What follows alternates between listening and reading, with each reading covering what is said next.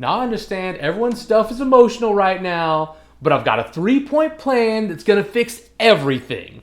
Number 1, we've got this guy Dan Campbell. Number 2, he's got more guts than any coach alive. And number 3, he is going to fix everything. Oh, who am I kidding? They're still the Lions. We should have known better than to get our hopes up. Welcome in once again to the dungeon of the Doctors of Doom, where I am your host, Alex the Shark Sparks. And with me as usual, my co-host, Mitch Black. And of course, our producer, Vinny. He's here too, Santucci. Say hello to all the Delvers out there listening, fellas. Hello. What's up, Delvers? Word of the day. Bum. Bum. Yeah, did you guys happen to recognize what movie that speech was from? No, actually. We were just talking about the inauguration. That was the State of the Union speech from the movie Idiocracy that President Camacho is gives. it? Yeah, obviously I edited it to be Lions-centric, but yeah. Anyway, welcome in everybody. Let's talk some sports and some fantasy football. Sorry for coughing during your intro, Mitch. I forgot to write a nickname for you today, so I just had to cough through it. I was wondering. I was like, I was like, what is that? I didn't get it, and I was like, I don't care. Yeah, I legit forgot to write something. I was like, I'll just cough because I got to the anyway. So yeah, welcome in everybody. Oh, probably should share my screen. Let's start by talking about the NFL playoffs. We'll start by recapping the games themselves, and then we'll go on to some topics. I know there's some topics you guys really want to talk about, but we're gonna go in order here. Let me make it where you guys can see what I'm looking at. Give me 1 second here. Apologize to all the listeners out there. But yeah, what did you guys think? Any favorite games of the weekend? Don't talk about specifics, but were there any favorite games this weekend? I thought the Bills Ravens was. I mean, actually, all of them were pretty good. I think surprisingly, the one game that I thought was going to be a blowout in the other direction, which was the Lions and Commanders, ended up being like the worst game to watch because it really wasn't close for a majority of it. Every other game really came down to the last drive, and I think Houston and Kansas City kind of not, but the Sunday games for sure down to the last drives were a lot of fun to watch. So I'm gonna have to pick Rams, Eagles, and then Ravens, Bills were just. It was a great Sunday. Again, I talked about this last week. I don't know why they put 2 shit games on one day and 2 good games on another day. They did this last week. I don't know. You think they'd spread them out? Happened again 2 weeks in a row. Well, so, I mean, going into it, I don't think people thought the Commanders game was going to be a trash game. But yeah, let's start. We'll just go in order here. So the first game, Texans Chiefs. Honestly, everyone kind of expected this one to be the boring one, and it kind of was. I mean, it was close, but it wasn't great to watch. Anything stand out to you guys about this game? I mean, Mahomes played bad, but still won, which has kind of been his MO all season. Low completion percentage, only 177 yards passing, but that's all he needed. Yeah, not much there. Kelsey had a touchdown in this game, which is funny because he had 2 all season. So Kelsey decided to play in the playoffs, which he hadn't been doing for a while. Yeah, I have one comment about this, but I'll let you guys go first. Anything specific about this game you guys wanted to address other than Mahomes' flop, which we'll get to? No, not really. I think the linebacker for the Texans might be the 3rd or 4th best player in the league right now. Dude, so. Yeah, Anderson. Yeah, dude, that guy was balling out. And I mean, obviously, he got a really bad call against him, which is garbage. To help the Chiefs out. But yeah, he was balling hard. So yeah, I guess I'll talk about the flop. So people are kind of up in arms about it, where Mahomes, takes a dive and tries to get a call when he wasn't even touched. Basically, what do you guys think about flopping? Is that part of the game because you're trying to get the flag and you're just trying to do get more yards for your team, or as the face of the NFL, should you not be doing that? Is it like soccer where you should get penalized if you're caught flopping? I think the refs should be good enough to see through a flop, and they get paid good enough money to be able to judge that pretty well, I would hope. If you flop, you flop. It doesn't matter. It's just part of the rules. Also, at the same time, if this was a college kid or something like that, then I might have a different opinion. But when you're getting paid, who cares? You're getting paid so much money to play this game. It's you have to, basically what I'm trying to say is you have to know going in ahead of time that Mahomes is going to get the call. like I guess people would always say, like Kobe always got the calls or LeBron always gets the calls. I hate to go to a different sport, but you got to know going in, Mahomes is going to get every call. So just play the game. Yeah, I'm gonna say I don't like flopping. I hate it. It's like it's one of the reasons I've never been a James Harden fan. I just think it's hard to enjoy flopping. I loathe when the professional soccer players do it to the extent that they do because then the injury cards come out. Like that's almost like a whole different level. I I don't necessarily like it. I do think that Mahomes is under an unfair amount of scrutiny for doing it when it happens in every sport. It happens in football. The amount of times like a retaliation ends in a flop, like where someone puts their hand on them and they fall down or they act like they got hit in the face, or the amount of times that wide receivers are flopping on PIs or vice versa, or people are flopping a holding call and they're like, "Oh, they're holding me," and they're like flailing their arms out. So I just think it's a little bit unfair that we put Mahomes under such a big microscope for his attempt at the flop when it literally happens in every sport at every position.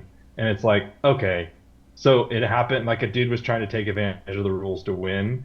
It literally happens in, across the board. Now, do I believe in it? No. Do I think he's getting kind of blown up for it? Yes. Well, I think it's also funny the narrative of like the Chiefs get a lot of the calls because the NFL wants the Chiefs to win. When it's like the NFL wanted no one else to win more than the Lions, and they got shellacked by the Commanders. So it's like, why aren't the refs helping the Lions out, but they're helping the Chiefs?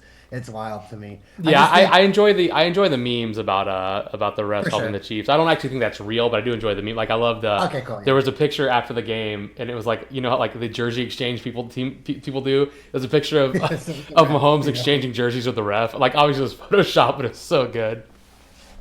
Yeah, so that's good. I knew this game. It came down to the first half of Willie Anderson Jr. versus McDuffie. It was like McDuffie. No matter who, like I don't know why C.J. Stroud kept throwing it to the guy McDuffie was covering the whole first half. I just don't. It just didn't make any sense. Like, and then after that, the game kind of opened up. But it's it's tough for me to sit here and like that Texans D didn't really control. It was just one guy basically. If he wasn't in on the play, yeah, it was tough to watch. The Chiefs looked in control the whole time basically. Yeah, and It wasn't as exciting as the Eagles game, that's for sure. just to cut my 2 cents on the flop situation is there's people always say there's holding on every play in the NFL. It's about whether or not you get caught. Like that's part of the game, trying to get those incremental advantages. So I understand why he did it from I'm going to try to get the advantage standpoint.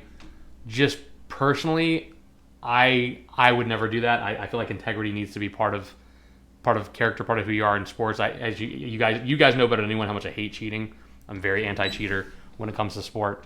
And not that flopping is cheating, but intention. Like it's one thing if someone knocks you down and you try to sell it because you've been knocked down. It's another thing to fall on purpose. I think is what I'm getting at. If you get knocked down and you want to try to sell it like you're hurt to get a penalty, I'm cool with that. But don't go tripping yourself and falling over and acting like someone did something when you weren't touched. I think that's the line for me personally. That's just my kind of personal thing, and I'm not saying everyone needs to follow my own moral code, but that's how I feel about it. One other thing that was speculated during the game, I don't know if you guys caught this, big T Swift news up in the owner's box up there where they are. Everyone else, their hands were visible. Her hands had gloves on. Was she hiding a ring? What's up with that, guys? Thoughts? I'm just kidding. Don't answer that question. I don't care. I just thought it was funny. People they made a big deal out of it on sports, and I was like, why is this news? This is not sports talk. I was about to say, you guys might welcome it, but I will quit the podcast if we start talking about Taylor Swift. I was so kidding. I just wanted to see your reaction. No, I'm like that Bill Belichick meme when he's on the Manning cast whenever they show like Taylor Swift, he like huffs and like it's just like what the hell. All right, well let's move on to the next game, the game that we all kind of wanted to go a different way. The Commanders and Lions. What do you guys think? Fun for me. I mean, I felt really bad, but with Samantha's connection to the Commanders, it's kind of fun for me. It's like, the defense didn't show up. I understand there's significant injuries to it. That interception and the fumble, whatever, those are just, I don't understand honestly how the Lions with that roster can actually lose that game. I still don't believe it. I mean, 4 turnovers. That's how, right? Like they turned Yeah. the ball over 4 times, 3 of which were in the red zone. Now, one of them, I guess, one of them technically they were outside the red zone when they threw the pass, but was picked off in the end zone. So three turn. We'll call it this way. They had 3 turnovers that were on the Commanders' side of the field. 4 turnovers total. One of which was a pick six. You can't turn the ball over 4 times to win the football game. Also, Jahmyr Gibbs has been absolutely killing it over the past few weeks, and they only gave him 14 carries. He had 105 yards and 2 tutties. Give the guy the ball. Like, I like David Montgomery as much as the next guy, but with Montgomery out, Gibbs has been a world beater. I think you ride the hand that's hot, right? It's not like you need to keep him healthy to last a whole season, because right now you're already in the postseason, and there were 2 games after this. I think they should have fed him more and obviously protected the football. And you don't do those two things, you're going to lose football games. It's also worth noting that Jaden Daniels is kind of playing out of his mind right now. He's a rookie, but he's playing like a vet.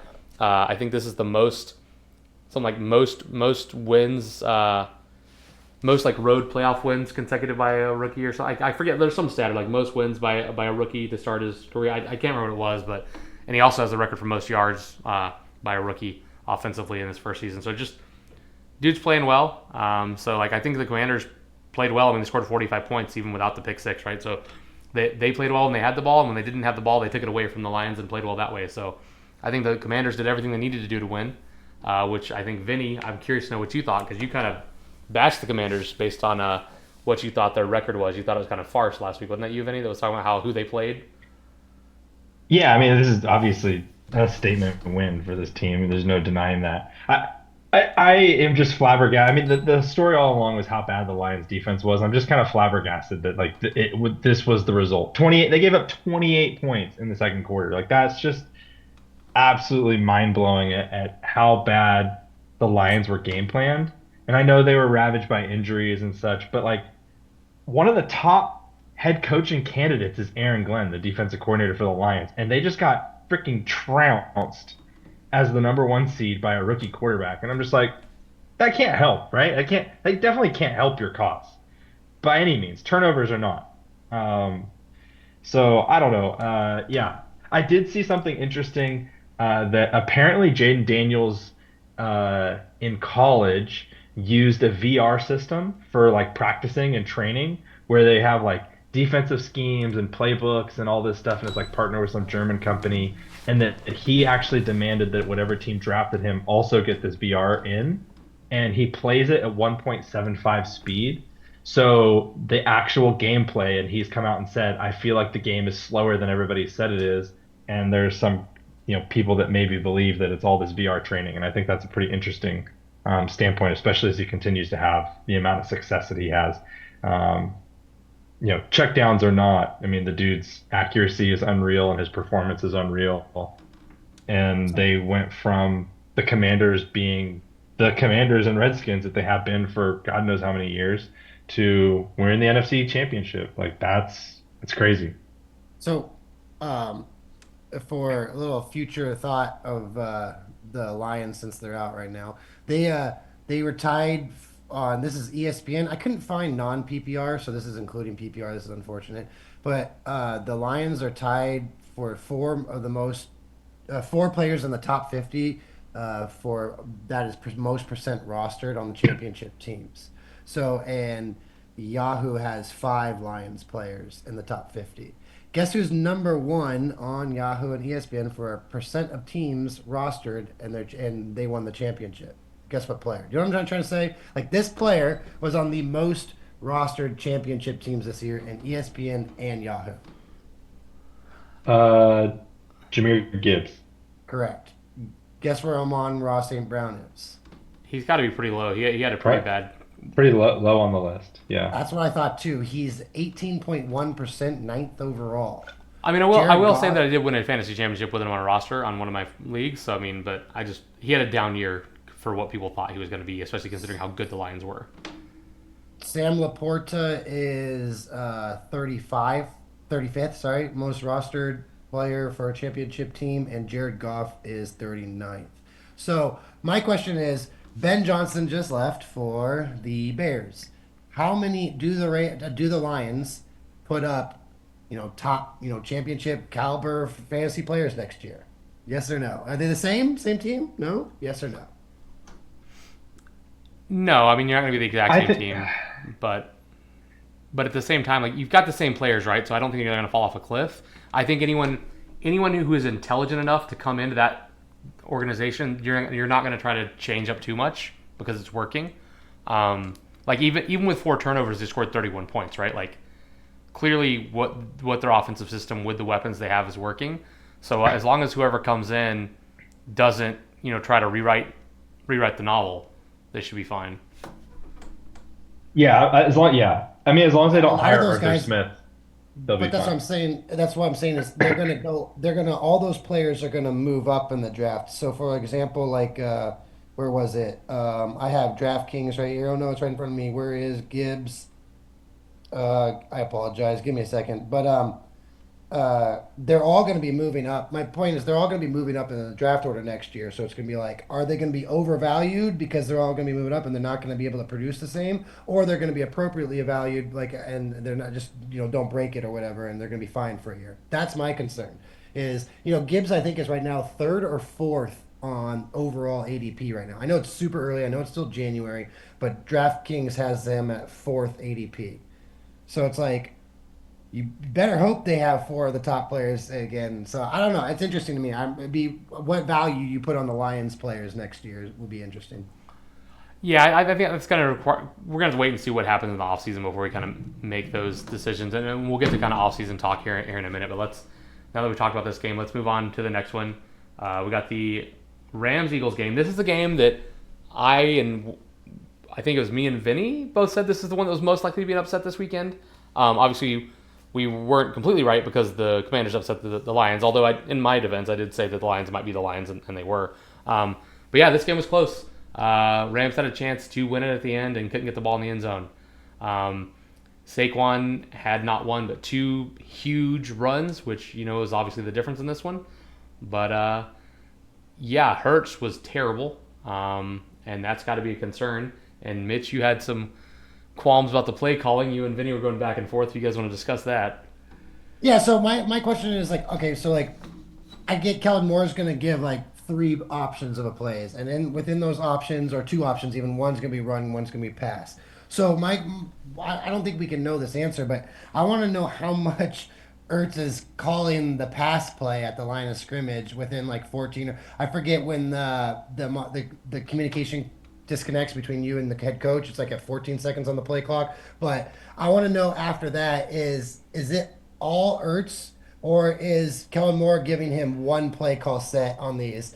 Or is it a two or three play call set and Ertz is just picking the pass every time? Because I cannot imagine Well, that they first, I, ever I want to point out that Zach Ertz is the tight end that plays for the Commanders. You mean Jalen Hurts? Hurts. Yeah. Sorry, Okay. what did I keep saying? You keep Ertz? saying Ertz. Hurts. Yeah.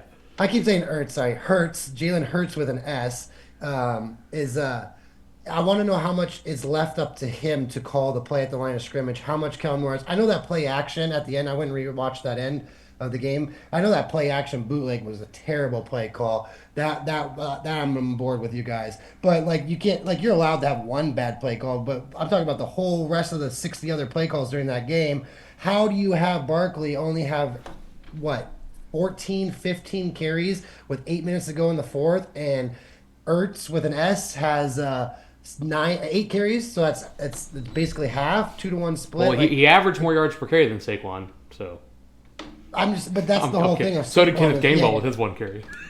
yeah, exactly. But I'm saying, but the whole thing about Barkley is kind of the same thing about Henry. Is you kind of keep giving him the rock because he's gonna, with the volume makes up the difference. So it's like if you just hand like Vegas over under of that game was 118 yards for Barkley. I've never seen an over under of yardage like that for a player. Like Vegas was like, okay, he's gonna run, and he ended up with what, like 190, 180, and they barely won. So I'm just saying, I want to know in a long-winded way of saying how much of this is Kellen Moore, who is responsible for Dak Prescott looking amazing, is responsible for Herbert looking amazing, but for some reason can't find a head coaching job, is now not making Ertz look great. Is it Ertz or is it Moore? Vinny? Yeah, I mean, here's the thing: is like I think the conversation that we had over the weekend was that you are of the belief that 100% of the plays that were checked away from Saquon were Hurts' fault. I disagree Not with 100. that Let's and go with think like Cal 95. Yeah, go on. yeah, But and yeah, I disagree with that and assume that if anything, the most reasonable assumption is that 50-50 is play calling, 50% is audibles at the line. I just don't see the audible happening so often that he is intentionally audibling away from it for the entire first half. That just doesn't make sense in my head. Um, well, let me ask you a question. I think it's play calling. Here's the thing, and then I know that Kellen Moore has been successful where he's gone. I think he's super overhyped, and obviously I'm not like an expert on offensive coordinators, and I know that his players love him. Like even the offensive line has come out and said the dude is like a genius and he plays chess. But I'm like, I've also watched his offenses and they don't seem to be the best in certain situations. Like when he was in San Diego, when he's in Dallas, it's like he's I thrived under an immense like with immense talent, Sure. and I don't know. So that's my reasoning for being like, okay, great. I think we're giving Kellen Moore way too much credit on his ability to scheme, you know, Saquon in or out of the game, So yeah, I don't think they're all audibles. And like you said, I mentioned this the other day, if he has an issue with it and he truly thought it was like we need to give Saquon the ball more, he would have Don't told give an Jalen option of a early on in pass. the game, quit taking the audible. We're Yeah. feeding Saquon, or not give him the option of the audible out. So So I guess I my think it was more Kellen Moore than it is Jalen. All right. So basically, my logic is so he's given him. Do you think there's like two plays or three potential plays, right? That he's calling in the huddle, and then Jalen gets the pick with like 14 seconds left, right? That's we're on your assumption that's how he runs his offense, right? Yes, yeah. So then, my question is, it's like, how could it not? So like, maybe he doesn't want to upset his quarterback by saying, "Hey, you're being a ball hog" or something like that. But it's like of those three options, if he only gives him running options, then I get that could fix the problem. But he has to give a pass option in there, and would it not be Hurts picking that every time? They only gave Barkley the ball like 9 times in the first half. So it's like, then who is to blame for all those passes? That's what I'm trying to get at. And I get what 100% you're saying. It's got to be somewhere closer to 50-50. I think I was just watching the game through a biased lens. Barkley delivered me to a fantasy championship, so I'm kind of rooting for him, to be happy for himself. Speaking of the fantasy championship, where do you think Barkley finished amongst the highest percentage of rostered players to win a fantasy championship? And the reason I say that is because it might be surprising to you. Well, so before I answer this question though, Of where did course, you get yeah. this stat from? This one's ESPN and Yahoo. I have Okay, both so up. so here's the thing. So ESPN leagues are PPR, and Right. That's what I said. his At the value beginning. is significantly reduced in PPR because he doesn't catch a lot of passes. For So sure. that's I why. couldn't find the non PPR. No, for sure, it's a lot harder to find that stat. But I wanted to point that out for our one listener that the reason Or that one. the reason that this is going to be A little lower than we would expect isn't because the Expect. season wasn't great. It's because it's PPR stats. PPR league. I Yeah. couldn't find the non PPR. I swear I looked for like 5 or 6 days. Maybe they're not out yet or something. Because this just came out on the 19th or whatever. So, and the other one came out like on the 9th. Or sorry, the 9th or whatever. No, sorry. This one came out on the 6th and the other one came out on the 9th. So maybe it's just not 100% out yet. I apologize. But yeah, so I mean, do you guys want to guess now knowing that? Where do you think he's at? Yeah, go for it. He is I, I actually got I gotta I gotta assume he's like second or third. so on Yahoo he's ninth, and on ESPN he is looks how far 24th. So Isn't that basically, wild? everybody that drafted Saquon was just a shitty fantasy football player. That honestly is the takeaway for me because I don't know how you have somebody who put up the season that Saquon had and then you Yeah. just suck the rest of your draft. So Saquon was the bad fantasy manager's draft pick. Yeah, pretty much. I mean, look at my draft. I literally hit with the first two picks and then didn't hit again for the next 7 picks. It's literally DK Metcalf, DJ Moore, Sam Laporta. Like, look at that. All I did was hit Barkley and Allen, and then I could have snoozed for the rest of the draft. I could have literally disconnected with my internet problems. So yeah, I agree. But I mean, come on now. I mean, I knew Bark, and Alex is 100% right. I wonder what his actual numbers would be in non PPR. I'm sure it's closer to 5, 6, 7 range. So I'm curious. I'm curious. So that's an ESPN league. So where did Gibbs finish in relation to Saquon in total points. Oh, he's number Um, one in all three. I looked up Fantasy Pros, ESPN, and Yahoo. Gibbs is number one. He's over 19 or 20% in all leagues for some no, no, reason. I I just don't. meant from like a points per game, Oh, like or like overall fantasy points. Like where was he in relation to Saquon? oh, like finished on the year. PPR. Oh, so he actually had in ESPN, he actually had 7 more points than Then Saquon. So then he was Saquon. Oh, okay. RB1, Who who 362.9 to who are we talking about? Sorry. 355.3. Gibbs, Gibbs, Yeah. where he Gibbs. finished in relation in the PPR leagues. Which is interesting. I would have actually assumed that Saquon still beat him out by just a touch. But Yeah. I didn't think that their ADP was that different. I would probably guess like just a few picks. But this is actually, I think I'm looking at an ESPN chart that Well, I even mean, has the ADP Saquon. being 5 picks. I mean, to be fair, Saquon does catch passes. He's not like a Derrick Henry that just never gets thrown the ball right. Like Saquon does catch 17 passes. catches. He was the leading Yeah. receiver for his team in the game this week because Jalen can't throw the ball downfield. But just compared to other running backs is all I meant. Um, Wait, Mitch, Yeah. please, please, please read off who's fourth on that list. On the ESPN list or the Yahoo? On the ESPN list, please Bucky tell the Irving? community who's fourth on the list. Bucky Irving? No, if you look at it, Adams got so many players. You know, Yahoo, I don't know if this is just weird, but the highest rated one at like 27% was Jalen McMillan.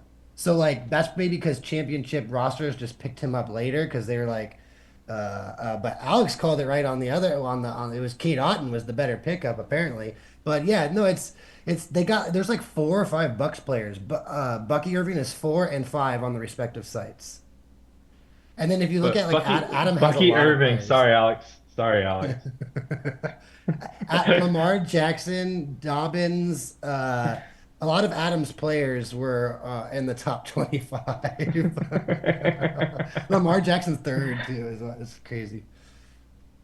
Oh I man. would have never started Bucky Irving over. Where is what's his name for the Vikings running back, Alex? Where is he? Aaron Jones. Yeah, Aaron Jones. He is not. Oh, 44th. he's 44th. Well done. He's 44th. don't hate. That's not terrible. My RB1 was James Cook. All right. That is true. Why isn't he on here? That's Yeah, where weird. is he? 33rd. Ah, 30. Well, we're interesting. kind of going down a rabbit hole, so let's move on to the Yeah, last yeah. game because I know there's a lot to talk about. But yeah, any concern for Philly going forward with Jalen Hurts completing less than 10 yards a pass? I still think they're the favorite Not. this weekend. Okay. Yeah, yeah. Not against Well, the we'll Commanders. talk We'll about. see Okay, after that. let's go to the Yeah. last game. This is the one everyone was excited for. Ravens Bills. Now the Ravens beat the Bills last time they played, but they're only 1 point favorites here. Um, Pretty good back and forth game. Everyone thought it was going to come down to the last person had the ball. It's worth noting the Ravens outgained the Bills like 400 something yards to 200 something yards, so they were by far better offensively. But the Bills got it done, and I think Vinny has a lot to say about a particular person that may have cost the Ravens a little bit here. Let me. Rebuttal. I'm gonna start this off. I want you guys to repeat after me. Give me a B. B. Give me a U. Oh. Give me an M. Mark. Oh, What's sorry. that spell? Mark Andrews. Mark Hold Andrews on. is a bum. B. He's a That's bum. yeah. He's a bum. That's basically all I have to say about this. Mark Andrews is a bum. He's the bum of the last decade, in my opinion. I don't know if the last time I've seen somebody who, um, it's I feel hard to like say somebody lost a game. I really have a hard way getting around it. There's been all the media pundits will be like, if you blame this on one person, you're a loser. Call me a loser. I blame this game solely on Mark Andrews. it's tough. I know Alex had a good point. I'm sorry taking your point, Alex. Like I know you don't get there without Mark Andrews, especially with Lamar's MVP years and all his like great years, the last 2, 3 years, 4 years, even going back to 5 years ago his rookie year. So like you don't do that without Mark Andrews, and he's been there since the beginning. So it's like I just I also feel bad for him, but at the same time he's getting paid a lot of money. So I hope he has some kind of redeeming play next year in the playoffs, and this is all forgotten about because the memes are harsher to the unnecessary juke move more than his drop pass and the touchdown. And I think that's hilarious too. So it's like, poor guy, but I don't, I, it, Okay, this is what I said to Samantha, and she liked this analogy. Every time we were watching PK's World Cup, I think it was 2 years ago, and I was like, every time there's someone walked up to the PK, I just kept like hands crossed, like praying, like, please don't miss the goal. Please don't miss the goal. I don't care if the goalie makes a great diving stop and blocks your shot and you don't get a point as a PK, but just don't miss the net. Like that's all I'm hoping for is because you can't recover from that. Like everyone knows David Trezeguet is the guy who missed the winning cup for France because Zidane headbutted the guy and didn't get to take a PK in overtime. Just don't miss the net. Everyone remembers Messi missing the net. That's all I care about. And this felt And like what Mark was it? Andrews, It was Rashad Sterling and what's the other guy for England that missed it? just miss the In net. the Euro Cup 4 years ago, and yeah, and they I mean, and they got a ton of hate, and unfortunately, it was racist hate because they're African Englishmen. Sorry, not African Americans. They're black, so they got a lot of extra hate from some douchebags out there that were racist, unfortunately. But yeah, as far as okay, don't miss. So don't miss. I get it, but here's the thing: people are on about oh he's a bum, especially when by people I mean Vinny. But here's the thing: Mark Andrews, like you said, they wouldn't have been there without him. He was their one passing weapon for a long time. Whatever you want to say, the past in the past. Okay, let's focus just on this game. Yes, Mark Andrews had that drop, and that was abysmal, and that stinks. Here's the thing. Had he caught it, that ties the game. They still have to kick the ball back to Buffalo, who's got a minute and a half and a timeout left, maybe 2. So, like, are we saying that there's no chance that the Buffalo is going to drive and get a field goal? I mean, Tyler Bass was making all his kicks. Josh Allen, even though the Bills didn't have a ton of offense, they had only had 1 3 and out. And to get a field goal, you only need 30 to 40 yards, not 3,040, Vinny, as we established. And also, Lamar Jackson hadn't had 2 turnovers in a game all season, and he had 2 turnovers this game. So, like, let's not sit here and say, oh, man, they lost because of Mark Andrews. Like, yes, that's the play that's in our minds. But Lamar Jackson turned the ball over twice. If he doesn't do that, then they're up 14 and it doesn't matter, right? Because their offense was moving the ball. The problem was they kept turning it over. You know what I mean? Like, so I just think it's disingenuous to try to blame one guy for the loss. Like, look, it sucks. If I were Mark Andrews, I'd never live that down. It's awful. But just trying to sit here and be like, oh, Mark Andrews is the reason they lost. Like, no, he is what the play that lost the game, but he's not the reason they lost the game. There were a lot of guys responsible for them losing that football game. It wasn't just one guy. I also think 100%. I was going to say too, the same thing with Barkley. Why did they give you have a playoff game with Derrick Henry's only got a couple years left, maybe, one more year left. Like, just give him the ball 30 times in this game. Like, I don't understand it sometimes. I mean, I know they're a lot better at what they do. That's why they're head coaches and play calling and all that. But, like, man, 16 carries for Derrick Henry is wild. We did talk about this though. Like, it's not just the drop to me. It's the drop plus the fumble. I think the fumble was a bigger deal. I even watching it live, and people can believe it or not, but watching it live, the instant he took that back step juke like Reggie Bush against Fresno State back in the day, I was like, in my head was thinking, what is this big white boy doing in the middle of the football field? And thinking, just cut it up field. You're a tight end. Cut it up field, get the first down, get the extra yards. What are you doing trying to be Saquon, trying to be Lamar? I didn't get it. You think Derrick Henry's ever done that? No, Derrick Henry wouldn't even do it. What is Mark Andrews doing? Not only that, here's another reason why I classify Mark Andrews as a bum. And you can talk about the turnovers, Lamar Jackson. The interception he threw was ridiculous. It was like 10 yards overthrown. It was to nobody. And then, he had that fumble. Yeah, that was bad. Which looked bad. I guess, like, I watched the press conference afterwards. He's like, I was just trying to squeeze the ball tighter. And when I did that, I, like, squeezed it out of my hand because of the conditions. Oh, yeah. But, like, no excuses. He assumes the loss. But Lamar Jackson has 25 attempts, 6 rushes. I don't know how many sacks. Let's just assume he touched the ball, including handoffs, like 40 to 50 times, right? 2 turnovers. Mark Andrews has 5 receptions on 7 targets. One of those 5 receptions he fumbled in a key part of the game, and another one of those targets he dropped. So almost 33% of the plays he was involved in Hold on. were detrimental to the game. Give him credit for his carries. He has 2 carries. 2 carries for 3 yards. On tush pushes. He's their Hey, I'm the push biggest guy. Mark So, Andrews okay. defender on the podcast. I can't defend that. I don't know why we're giving him the ball instead of Derek Lamar or even Justice Hill. Why are we giving the ball to Mark Andrews on a hand?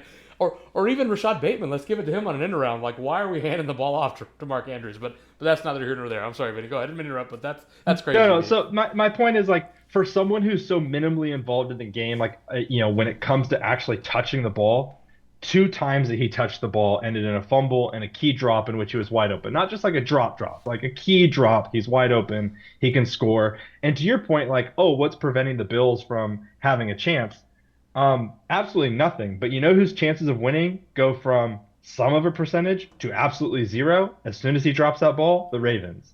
So, you went from having maybe a 20-30% chance to zero in one play. And so, yeah, I'm being a harsh critic on Andrews. I feel bad for the guy. I have sympathy for him. But, like, I do think he made 2 ridiculously bad plays within a game. At this level and at his caliber, it's unacceptable. Yeah, and it sucks. But like, and I didn't know this stat before I clicked on it. I was just curious. Do you guys see how many career fumbles he's lost in his career? 1. That was Mark Andrews' first ever lost fumble.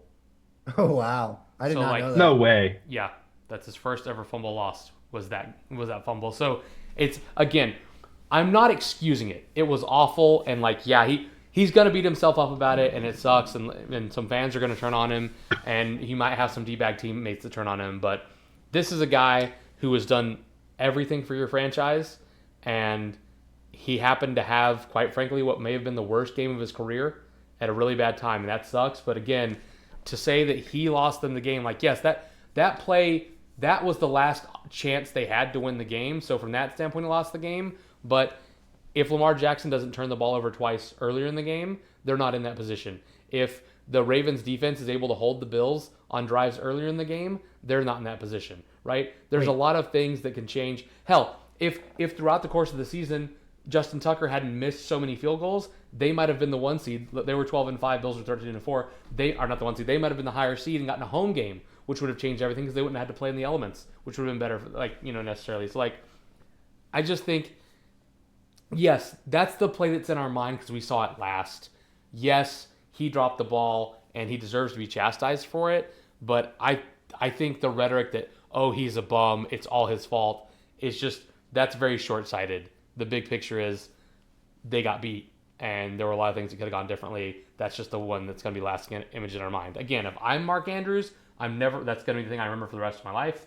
I'm hoping that for his sake, he's going to go home to his family and all the money he's made from playing, and he'll be all right. Yeah, well, I mean, Dude, the last time he regardless of fumbled that- was week 6 in 2019. The last time he lost a fumble. Week 6, 2019. That's that one fumble. Yep. That's what I'm saying is, so he's been in the league 7 years, and that was his one fumble. So that's why he's juking in the middle field. He thinks he's invincible from fumbling. And also, I will say, Alex, yeah, it's not even about right now. All he has to do is have one big catch next year in the playoffs to get an important playoff game, and everything will be forgiven. Or, Mitch, he fumbled because the one time he ever thought to do that juke move, and it happens to be in snow and ice in Buffalo in the game in a divisional round. Yeah. That to me, the drop is the drop. The fumble it's almost unforgivable. It really is. The meme photo I sent you about moments before the fumble, I'm gonna post that as that'll be the like image for the video, so that the listeners at home can see the image. You guys can't see it right now, but it is a picture of what the field looks like and where Mark Andrews is on that field prior to the fumble, and it's fantastic. Oh, and then on the other flip side, real quick, I know we did the Rams game already, but like the Kyron Williams fumble is also unforgivable on the same level. It's just because like he had fumbling problems the last couple games that costed them the game in their seeding or almost missing the playoffs too. And it's like then he goes and fumbles that on Sunday against the Eagles. Yeah, that and I agree with you. It's just you just can't. There's some mistakes that just can't be made. All right, well then let's move on to some news around the league. A lot of it's going to be coaching related, which, sorry in advance if you don't like that kind of talk. We did talk about it way too much last time, so we'll try to keep it a little limited, but there was some coaching stuff. As a result of the Lions being the Lions and losing, their coordinators, who are both on the hot seat, not on the hot seat, on on the top of a lot of lists for job searches as far as coachings go. One of them, Ben Johnson, their offensive coordinator, has already been hired. There were a lot of rumors he was going to become a Raider. He's not. Raiders missed out on that. He chose Caleb. He decided to go and be the coach of the Bears. And we were kind of talking about this. Like, he's this offensive genius, right? Like, all these offensive geniuses in the league we've talked about. If anyone's going to make Caleb good, it's going to be him. And he's got to have his work cut out for him. Here's a fun fact I heard about my boy Caleb. You guys know I'm one of the biggest Caleb hailers out there. So if you happen to be related to him or his friend, I'm sorry. I'm just keeping it real. Caleb Williams' average time to throw the football was 2.9 seconds. So that's how long between taking the snap and throwing it was 2.9. Okay? Okay. Whenever his time to throw was 3 seconds or more, which is 0.1 above his average, which means it happened probably at least half the time, 3 seconds or more, his QBR was 12. 12. The longer that his team gave him a pocket, the worse his QBR was. And if it was even the tiniest fraction above average, his QBR was 12. So he's got a big uphill battle. So the question to you guys is, especially for you, Mitch, are you drafting Bears wide receivers next year with this new offensive coordinator? Yeah. I think I said to you guys in the text, I was like, I vowed to not do. Komet was 2 years ago, and then your father took him this year. But Komet and DJ Moore, I don't think I was going to ever touch. But Ben Johnson coming over, it's like, I don't, as of right now, like, you can't make a blank statement like, oh, I'm just not going to touch any Bears players because Ben Johnson, as I said earlier in the podcast, put 5 guys in the statistical championship, most rostered players, and all sorts of fantasy value. So it's like, how much worse is Caleb than Goff? Probably significantly. I don't know the answer to that question right now, I guess. I really don't know. And I actually don't know if I'm going to have an answer to that question all offseason. I might end up staying away because of the opportune cost of them actually being bad. But if it's a 6th or a 7th round pick, that's what I'm going to say. I got to figure out where, Roma Dunze and DJ Moore are going. What is Keenan Allen going to continue to play? You know what I mean? So it's like, right now, I have no idea, to be honest. I think the safest thing might be just to take the running back. And that's it. Whoever they're running the ball with next year. I just love how Mitch starts by talking about Cole Kmet, and all I'm thinking in my head is, does Mitch really want to get lubed up and by a Ben Johnson tight end again 2 years in a row? So I can't. it's wild to me that you that you would even start there. I think inevitably Caleb Williams has to be better. The offense as a whole is going to improve, but their offensive line has to get better. Caleb Williams has to grow. I don't know. Like, who to me it's who steps into the Amon-Ra St. Brown role, because it's not like Ben Johnson's been out here producing That's what I was saying, two Rome. fantasy startable wide receivers as great as their offense has been. You either have Amon-Ra or you don't. Like, Jameson Williams had a great year, but who did they have last year, the year before? It hinges a lot on the running backs. I have to agree. But then are you going to trust Swift and Roshan Johnson? Like, what are they going to do? I don't know. It's a weird. We talked about this. I honestly think stepping into Chicago, even though it's a good situation, was a weird choice for Ben Johnson. Playing the Lions twice, playing the Vikings twice, playing Green Bay twice, and going there with the weapons that they have. Obviously, he sees something. I would just like to know what. Yeah. I mean, maybe it's there's no better other option this year. That's maybe what it comes down to. I don't know. Like, I think it's just a terrible look for Jacksonville. Like, something is going on in that program where you must have your program, your organization must be trash. I know that the GM gets a lot of hate, and it must be warranted, because I don't know how you choose the Bears and the talent they have over Trevor Lawrence, Brian Thomas Jr., Christian Kirk, Evan Ingram, Travis Etienne, Tank Bigsby. Like, toe to toe, Jacksonville is in a better division. It's easier to win with better pieces. So I don't know. There must be organizational issues there in Jacksonville. Okay, so okay, I'm gonna jump in here. I've kind of been quiet, but that was my setup. So thank you, Vinny. This is my argument for why I think he took that, and this is gonna be a hot take. But why did he take the Bears job? A few reasons. One is, I think he likes the front office. The Bears have done a very good job with their trades and acquiring picks and players. Now, they haven't done the best work with those picks and players, but they've been able to acquire them and stockpile them partially by ripping off the Panthers for the Bryce Young deal. But they've got a bunch of stuff stockpiled. They do have a decent receiving core, right? Like the Bears' number one wide receiver is a really good player. Keenan Allen is a really good player. Cole Kmet is a average, decent tight end, right? They're fine. Swift, while not great at running back, he's had some flashes, and he's very similar to Gibbs. Now, he's not nearly as talented, but as far as like their play style is very similar, which is something Ben Johnson could potentially work with. And then lastly, I think he just wants to be a guy that's going to come in and mold a young quarterback, and he's got that option here, whereas I think you're kind of handcuffed to Trevor Lawrence, and Trevor Lawrence, honestly, is far enough into his career, and he hasn't been what people thought he was going to be. So I just feel like Lawrence may not be what people thought he was, and I don't think Ben Johnson wanted to have to inherit that. Also, he gets to stay in the NFC, in the same division, NFC North, and you said, oh, that's a really strong division. You may not want, why would he want to be there? Well, my hot take is that division may not be as good. The Lions are the Lions, and they're losing both their offensive and defensive coordinators most likely. Like their defensive coordinator hasn't left yet, but he's a favorite to get one of the opening coaching positions. They're going to lose both their coordinators. As we established, Jordan Love is only good during Toyotathon. He's only good early in the season. He's not good late in the season. And then 3, the Vikings, they're going to have a new quarterback. Like we've had all these Sam Darnold conversations. Okay, throw that out the window. The Vikings are going to have a new quarterback. And whenever you're changing quarterbacks, there is no guarantee that things are going to work out for you. There is a chance where all 3 of those teams kind of come down to earth, and he doesn't have to climb quite so high to get there. He also knows all those teams. He's played them multiple times, so he has an idea of what he's up against. He might like that environment, that area. Maybe he's got, wife and kids that want to stay in that area of the country. Who knows? There's a lot of different factors. So, and I think that's probably, those are the reasons I think he chose that job.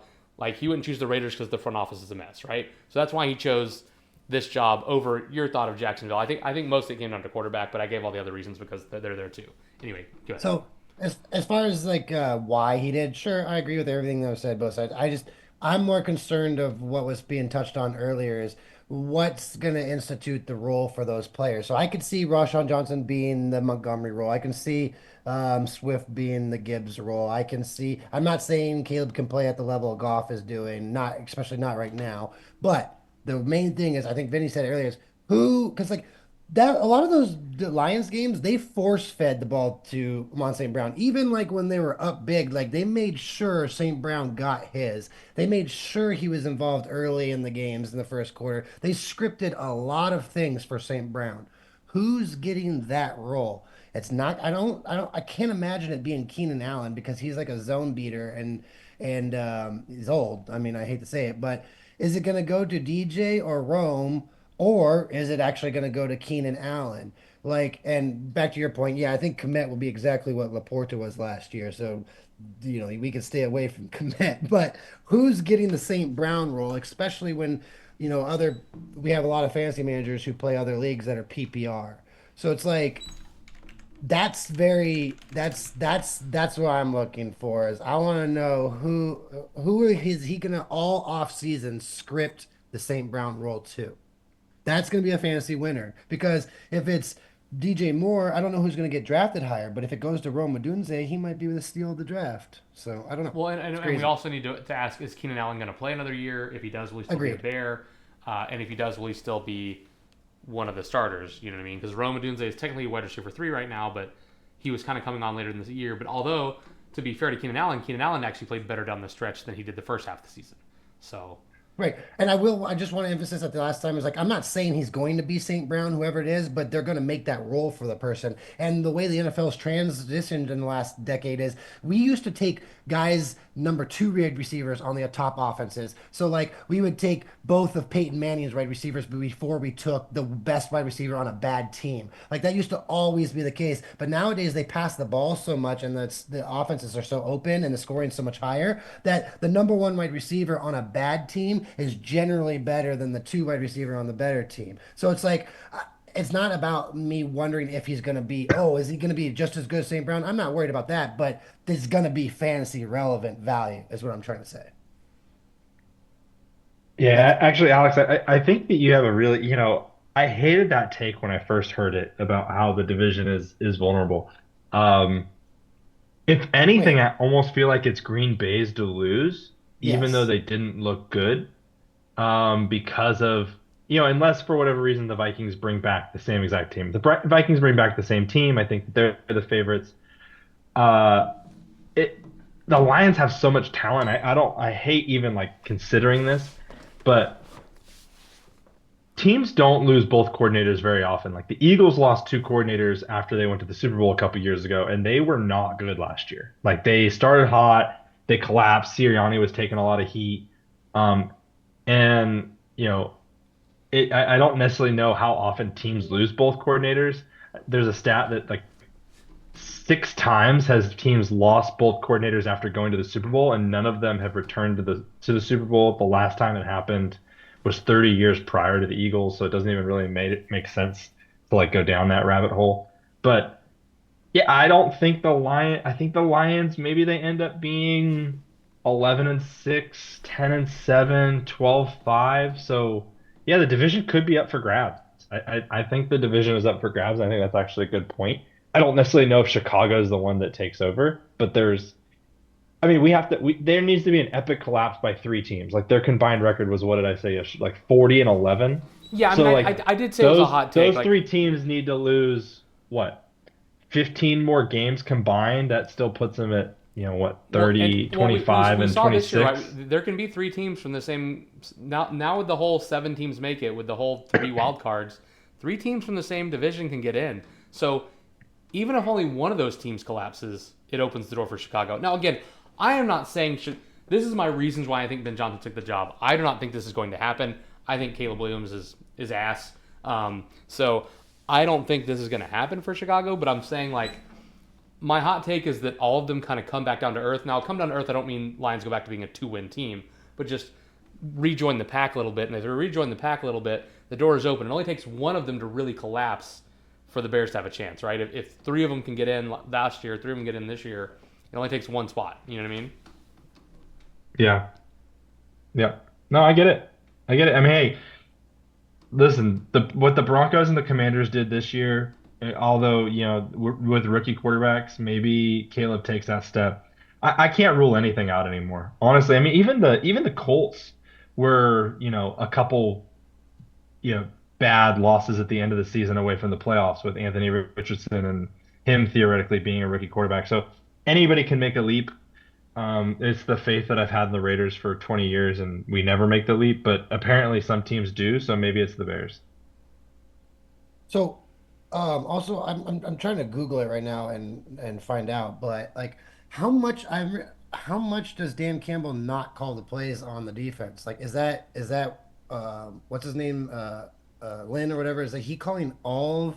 Is he calling it? Is he constructing the whole thing? Is like, or is Campbell actually constructing a lot of the defense, and then the second half, a lot of the play calling on the defense goes to Lynn. So like But maybe the construction of the defense for all the way up to half. You know how you get going with the game plan. That isn't that a lot of Campbell? I don't think Dan Campbell calls anything because I Okay. think he's an offensive coach by history, like more like tight end, offensive line. Oh, Um, I meant to say offense. Sorry, did I say defense? I meant to say offense. Like, yeah, didn't he yeah. take over for Lynn or whatever like a couple years ago? That's what I was saying. And I was trying to remember. I'm wondering how much he scripts the plays because a lot of the like the first quarter. I think what the first 2 drives are scripted plays in practice, and that's you know what I mean. Like so, like I was wondering. I just don't think I can't see to Alex. I know it's a hot take, Alex, but I can't see the Lions falling off that fast that quickly. I mean, if they do fall off because they're losing the coordinators, you know what I mean? Like in a couple of 2 years from now, we can see them having to lose. But like next year, I feel like they can just run it back with the players they have, Right, but and just and again, I'm not saying they're going to go back to being a 2-win team, but like if just 4 games go differently instead of being 15-2, they're true, now 11 and true, 6, right? for sure. No, You for know what I sure. mean? You're right. If just a couple Yeah. of games go differently for the Packers instead of being what were the Packers? They were 11 and 6. They could be 9 and 7. You know what I mean? Yeah, Like and the if Toyotathon gets extended, then then well, the yeah, if whole Toyotathon gets division's in extended, then trouble. the Packers win the whole thing. But what if next year Toyota's like, you know what? No Toyotathon this year. We're doing something different, right? What if we're doing a new sales pitch? It's not going to be Toyotathon. It's going to be, or we're not going to do Toyotathon in September. Instead, it's going to be a 4th of July Toyotathon this year. Oh, you know what I mean? no. So, Listen, if I'm the Green Bay Packers, I'm making Toyota an official sponsor, paying them millions of dollars to put their logo everywhere and extend Toyotathon from September to January. By the way, in case there's anyone who happens to be listening to this episode of the podcast and did not hear last week's episode, the stat that I gave, which is a true stat about Jordan Love, is that his winning percentage during Toyotathon, which I'm assuming is like September, early October, is very different than the rest of it. Or not winning, sorry, his play. During Toyotathon, he's thrown 28 touchdowns and 2 picks. When it's not Toyotathon, he's thrown 29 touchdowns, but 28 picks. So, Oh, wow. Yeah, he still throws the same number of touchdowns, but he cannot protect the football when Toyotas aren't on sale. So, yeah. I mean, he needs to get some kind of deal. All right, let's move on then. Other coaching vacancies and candidates. We've kind of talked about the Lions coordinators. The other one that's kind of a big name that's out there is Mike McCarthy. The Cowboys let him walk. What do you guys think of McCarthy? Does he go anywhere? Is anyone interested in him? Because there was a lot of talk that he might be the favorite for the Bears job. The Bears wanted to interview him and they couldn't. And then all of a sudden the Bears have now hired someone else. And so he's not in the running for that anymore, obviously. So where is he in the running? Because a lot of the names we're hearing for these other openings aren't Mike McCarthy's name. And so the question is, did he take himself out of the running? Is there something else about him that we don't know? Did Jerry Jones make some calls and tell people to avoid Mike McCarthy because he's got beef? Like, what do you guys think is going on there? Why isn't he being as talked about right now as far as the coaching vacancies? I have a hot take. My hot take is that I think Mike McCarthy is still in the running for the Cowboys job, and that after exhausting their options, they'll offer the contract that McCarthy wanted. I think he ends up either back in Dallas, possibly New Orleans, or he doesn't have a job. But I think it's either Dallas or not. And I don't know if that's even on the table, but it sounds like they had contract dispute, and I don't know. I think that the Cowboys might go through their process and be like, dang, actually Mike McCarthy's the best option, and give him another shot. This is a very tough question. I don't know enough information. I'm just gonna go with Vegas, the best odds. That's usually what I do when I don't know enough information. And the best odds say Darnold and McCarthy will be in New Orleans. That's what Vegas thinks, apparently. Because if you bet, like you can bet on Rodgers' best odds of where he's going to be next year, including the Jets and the Raiders have the best odds for Rodgers right now. If you can also go bet on where Darnold will be and McCarthy, and both of their best odds are the Saints. That probably changed after Ben Johnson's hire with the Bears, but I don't know, basically. I have no idea. That's going to be tough. I have no idea what the front management of these teams are doing. I mean, I heard Robert Saleh was tied to a couple of these teams, so I don't know. Robert Saleh apparently is a leader in the clubhouse for the Raiders, and I'm like, oh, great. Let's just give us a more experienced version of Pierce. But yeah, apparently Vegas thinks Darnold and McCarthy are teaming up in New Orleans. So I don't know. Yeah, I do think that, New Orleans was the one that's most got his name attached to it right now. I had another point about that, and I just kind of forgot what it was, unfortunately. As Raider fans, Vinny, do you have a preference of the coaching candidates that are out there who we pick up, or are you like me and just think it doesn't matter, we're going to suck anyway because we have no quarterback and we won't get one? Honestly, that was literally what I was going to say. I was literally just going to say it doesn't really matter, we're going to suck anyways. Until they figure out the quarterback, it doesn't really make a whole lot of sense. I don't understand Robert Saleh as a move. Saleh and Rodgers in Oakland. I'm a new Raider fan. Okay, can I say it now? If the Raiders get Rodgers, Raiders fans, am I right, guys? Let's go Raiders! Whoop whoop. God, I don't wish that upon my enemies, Mitch. Am I I allowed to actually root? like you. Can I root for the Raiders next year with you guys? Is that okay? Sure. That's your own death warrant. It's gonna happen. I'm joking about Saleh, but no joke. Like Vegas has Rodgers most likely landing spot as the Raiders. I know a lot can change, and Vegas changed their odds and everything. But if it happens, I am declaring myself a Raiders fan. Whoa. Okay. You're willing to join the Raider bandwagon For a year. This is breaking news. Oh, For you a don't year. think he's going to be our QB long term? You don't think we're going to get a good decade at A-Rod? If he plays longer than a year, then I'll be a Raider fan longer than a year. But if all goes how I think it's gonna go, I'm just gonna have fun rooting for the Raiders for a year. I mean, I watched a lot. I mean, it's hard. I like them, so yeah, it's All, gonna be all I fun. know is this is what I see happening. The Raiders are going to give Sam Darnold like $50 million a year, and we're going to hire Todd Monken or Not if somebody who Brady's, doesn't yeah, deserve it. All right, so not if Brady's Vinny's running it. hot. Um, My hot take is that the rest of the Bears division will come back down to earth. I will say I still think the Bears are going to suck because Caleb still sucks. But my hot take is the NFC North is going to come back down to earth. Vinny's hot take is that the Raiders are going to sign Sam Darnold and pay him 50 mil. Mitch, what's your hot take?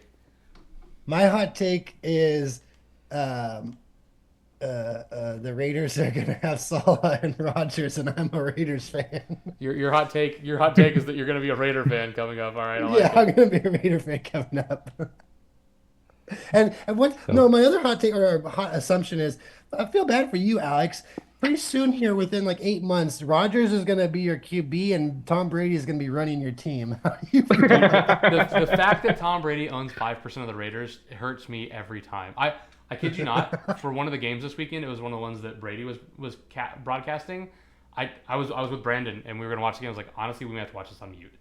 I don't know that I can listen to this guy talk. So,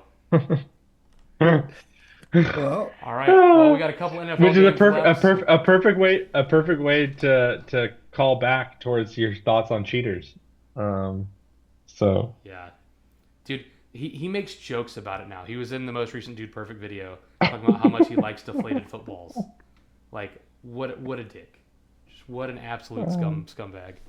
Anyway, let's so talk funny. about the upcoming games. So the first one we got coming up on Sunday is the NFC Championship, the game everyone expected to be the Commanders playing the Eagles for the third time this year. What do you guys think of this slobber knocker? Are you excited? Are you bored? What do you think? Because they are playing for the third time, but to be honest, the Commanders are kind of fun to watch. So what do you guys think? The I Eagle, I don't know how you pick against the Eagles here. for sure. The Commanders, you're a good story. Congratulations. This is where your road ends. I don't see any other scenarios beside unless Hertz is hurt more than we think. Um, by the way, if you haven't seen the post game interview with Hertz where everybody's saying that like what drugs did the Eagles give him, it's hilarious because I've never seen Jalen Hurts talk like that or look that happy in his entire life. So watch it, but I don't. If Hertz is 80% of himself, the Commanders don't have a chance. Again, if the Eagles just hand the ball off 19 times to Barkley, I don't see how they lose this game. But I mean, they almost as lost the far last game. They handed it to him 26 times. yeah, they didn't give them. They had 9 in that first half, and they had 18 up until 8 minutes to go in the fourth quarter. If you don't include the last 9 minutes when they especially won some of their running out the clock on some of those, he had 19, 18 carries. But I will say this: rookie If you don't include a quarter of the game, you only had 19 carries. Okay, the last great 8 minutes. stat. What I'm saying is, I'm saying you need to have 19 carries up into the last 8 minutes, not like the last 8 minutes when you're up one touchdown, you're just going to hand the ball off to Barkley. Like that should be a given if it's a close game by that time. He should have way more carries at that point. But as far as rookie QBs in the NFL, they're 0-5 in championship games, NFC or AFC championship. So Jaden, if he does win this game, will be the first rookie QB ever to go to a Super Bowl. I mean, yeah, but he's up against Jalen Hurts, and Jalen Hurts isn't great. I mean, honestly, Jaden Daniels does everything Jalen Hurts does, but better. Sure. Like he's a much better Yeah, passer. He's a better runner. Like like I don't know. Not obviously the O line is a massive difference there. The Eagles O line is much better. Yeah. But Well, I The did whole matchups with you. team is a massive difference. Yeah, I did the matchups with you last week between. I said, who do you like between, the Bills O line and the Chiefs def. I mean the Ravens secondary. Remember those? I did all those matchups. Well, if you do matchups this game, it's insane. The Washington's run D is like bottom three. I think it was third worst in the NFL. And you're going up against the number one offensive line in Barkley. If you do matchups in this game, it does not look good. But whatever. What do I know? Washington's in the NFC Championship. yeah, Yeah, right. Yeah, Washington just hung 45. this is Yeah. funny. So season leaders passing yards, oh Washington's better. Receiving yards, oh Washington's better. Rushing yards, Jaden Daniels is the leading rusher for the Washington Commanders. The quarterback. Yeah, So yeah, definitely wasn't Eckler. slight edge there to Saquon, I think. Yeah, that offensive line is going to bully the Commanders around. I just All right, let's move on to the last game then. If the, yeah, sorry, I will say it is a little disappointing that we're getting to see this game for the third time. I think we all kind of wanted to see the Lions. for I was sure. hoping for Lions Rams. I think that would have been a fun thing to see the Goff versus Stafford matchup again. We almost got it, but Lions couldn't do their job and Rams collapsed at the end there. So let's move on to the one Oh, that on a I positive note, Alex, yeah. is Washington winning these last two games is Samantha keeps betting on them and she keeps hitting and winning on everything. So on a positive note, if Washington keeps winning, then or she's gonna make even more. She's betting all the money she's made in the first two games or whatever on the Philly game. So it's I'm hoping Washington pulls off the upset and make some money. All right, let's move on then to the last game here. The game none of us wanted to see, Bills Chiefs. We get the Chiefs again. I'm so sick of it, which is crazy because a few years ago, one of the greatest playoff games I've ever seen was the Bills Chiefs game. But just the Chiefs are bad now, man. Like their offense is not fun to watch. I'm not saying it's not going to be a good game, and I'm not even saying that they won't win. I'm just saying it's not fun to watch. Oh, I forgot to do the spread. The last game, Eagles are favored by 6. This game's a lot closer. This game's Kansas City's favored by 2.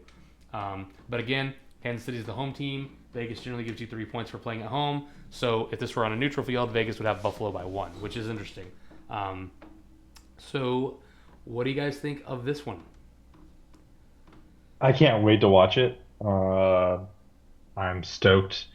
Dude, Mahomes has been to the AFC Championship every game that he's been the full-time starter for the Kansas City Chiefs. Do you realize how insane that is? It, I will refuse to pick against Patrick Mahomes until he gives me a reason to pick against Patrick Mahomes. And yeah, they lost to the Bengals a few years back in the AFC Championship game, but the Bengals were just, I don't. It's going to be a great game. I get what you're saying. I don't think the Chiefs are the same Chiefs. I don't think Mahomes is necessarily leading this Chiefs. I think it is their defense. But man, Yeah, as much as I want the Bills to win, I just don't see it. I don't see it. the Chiefs have somehow transitioned away from being a great offense to being the Baltimore Ravens from 15 years ago. Those with the games with like Trent Dilfer as quarterback or Elvis Grbac, the Super Bowls that they won with those guys. It's like, or even Joe Flacco is like a game manager that has too many turnovers. Doesn't throw that much, but like he's clutch when it matters in the fourth quarter. That's kind of what they've turned into. And this isn't a bash Mahomes thing, because I they kind of bashed him earlier with the whole flopping thing, but just his stats aren't there. Like look at his stats, like just less than 4,000 yards again, only 26 CDs, and I say only like that's still good, right? Like there's a lot of people that don't throw for that many, but like there's a lot of quarterbacks, especially a lot of the guys that made the playoffs, that accounted for nearly 5,000 yards, either passing and rushing combined. I mean, not only has 3,700 passing yards, but he's got way more rushing yards. He also has way less picks, right? So he combined for a lot more offense for his team. As far as the running backs go here, I think it's kind of a wash. Pacheco has not been the same since coming back from injury. Jared Cook, however, has never been a bell cow, so I think they're kind of a wash. Wide receivers, neither of them have a wide receiver. But Kelsey played like Kelsey last week, and if he plays like Kelsey again, that could be a difference. I think this is going to come to the defense. I think both of these are supposed to be good defenses. The Chiefs have been much better throughout the season. The Bills have kind of struggled as of late. So as a result, I think I would take the Bills just because I don't want to see the Chiefs go again because they're just not fun to watch right now. The Bills are more fun to watch. What do you guys think?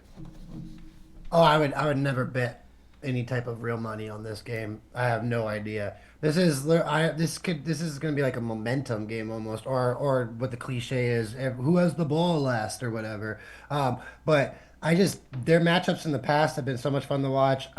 Vinny said it perfectly. How you don't pick against Mahomes, but every part of me wants the Bills to win. I don't know where it's going to come from. I think it might be maybe even a special teams play that decides this game. So it's just I can't wait for this matchup. But if the Chiefs win, they win. If the Bills win, I'm hoping they do. But I honestly have no analysis on this one. This one is when people say a pick 'em game or a coin flip. This is what the epitome of what they mean by it. Like I just don't know how anyone could actually bet money on this and know. Like That's how I felt last week against the Ravens and Bills. Truthfully, it was the same way. It's like the coin flip could go either way. And really, it basically did anyways when you watch the game. I think what's interesting about this, like looking at the spread, it opened at 1 point. It's now at 2 points. The money line was minus 115 for the Chiefs. Now it's minus 130. So that means that as soon as this game opened, that there was at least a somewhat small rush of bets towards the Chiefs.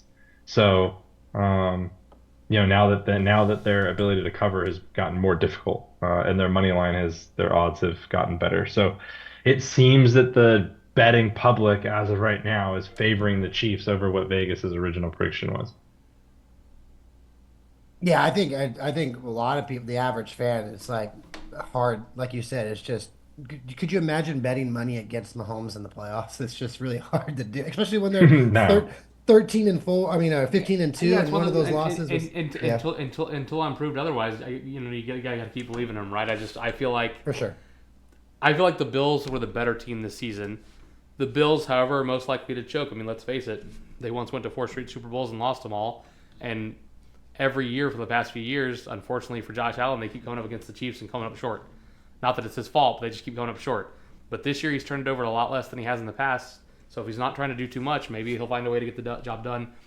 I'm taking the Bills. I think the Ravens were the better team last week, but had too many turnovers. But I'm going to take the Bills still. I'm not a Chiefs believer, and I'm going to keep saying that for the next few weeks as they go on to win the Super Bowl. I'm sure, but I'm just not a believer.